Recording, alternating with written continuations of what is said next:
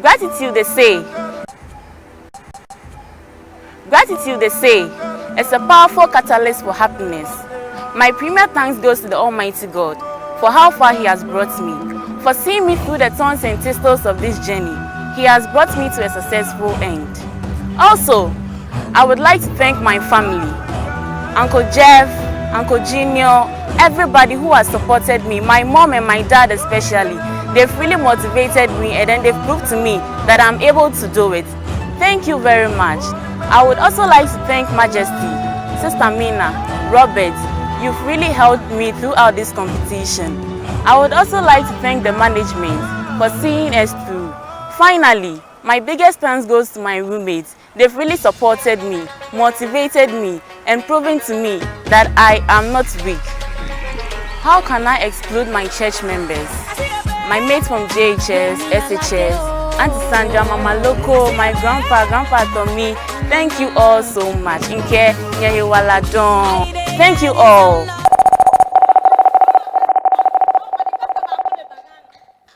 There was what the casta back on the bagana. Iye, Nankawana Casna Fambra. Shan. Oh, Jai, I won't have it away. Or should I what do walk as my Ghana, my account? Oh, Jai, I will in him. Well, I feel in front of Fumpo. In can come on us on our funnel. Up a town.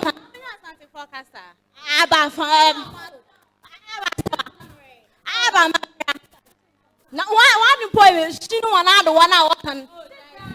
Oh, I that way to a gamma, my daughter. I.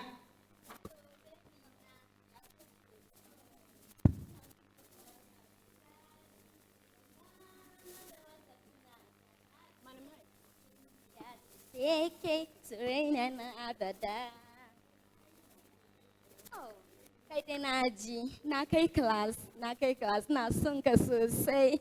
Madam is coming.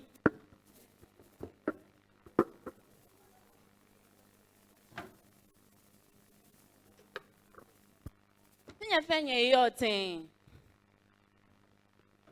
Anyway, no one mene Obaka Sigan. Obaka Sebona form your sentences. Ye gummy. Benyana. No, quiet. All I said is today we would learn how to form sentences. We repeat after. Is it clear? Okay. You are what channel? Doko longocho. Ewule hun for me. 1, 2. Hey! Is that what I said? I said, Doko longocho. Ewule hun for me. 1, 2.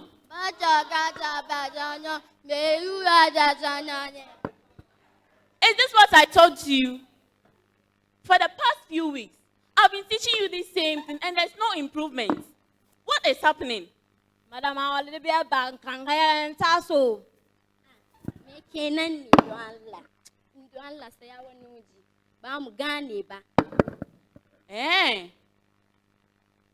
Ladies and gentlemen, for the past few weeks, I've been teaching my students the same thing, and yet there's no improvement. Fellow Ghanaians, do we have to be told that for this beautiful country that we are in, and how God has blessed us, we all have to speak one local language? Does it mean that we cannot progress when we do not speak one local language upon all our human resources that we have? No, we do not need to speak one local language in order to develop. That is why I, Norley, a pride of Teshi, stands vehemently against the idea of nationalizing one local language. This is because, firstly, people of Ghana, we do not need to speak one local language in order to promote trade both locally and internationally. Have you thought of the means of communication when we trade with other countries? If we are to nationalize one local language, we wouldn't be communicating vividly with other countries. What I mean is, you cannot make the whole country speak one local language, after making them abandon their other language and making it look inferior, and still expect them to learn foreign languages like English, French, and Chinese in schools. No, they wouldn't even go to that extent. So then, how will we be able to promote trade in terms of, how will we be able to communicate vividly in terms of trade? In addition to the local level, I say that nationalizing one local language is not a necessity because we already have amicable relations with each other, don't we? Ghanaians speak different languages, yet we are able to trade and communicate with ourselves. We understand each other and work harmoniously with each other. Nationalizing one local language would only diminish and envelop the beautiful and diverse cultural heritage of the people of Ghana. Development does not depend on a monolingual society, but it is based on the rule of law, respect for fundamental human rights, and democracy. Let us nationalize our policies instead of our languages. Welcome to Ghana, where a government in power begins a project, and when it's overthrown, another government sets in and begins a different project instead of finishing the unfinished project set up by the initial government. Moreover, nationalizing one local language, it won't help the nation, no. Hey, if you have to nationalize one local language, whose language are you going to leave out? Yours or mine? Never. Hey, Yebie, Dabi, Ebano, Wagamele, Wayalena Kae. Nationalizing one local language, if we are to nationalize it, well, how then will we be able to communicate vividly with other countries? There are about 46 Ghanaian languages spoken by different ethnic groups, which we all respectively value. So then, if you are to nationalize one local language, what then will be the essence of culturepreneur that has given us the platform to showcase our culture for patronization? Thank you very much. Obo Modewa.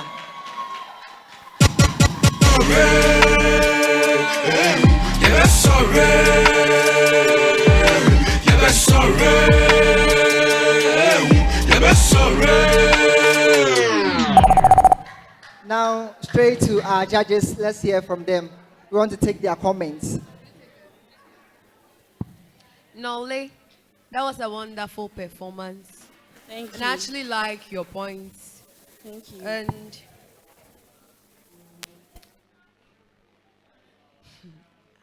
all the best in your next set of communication. Thank you.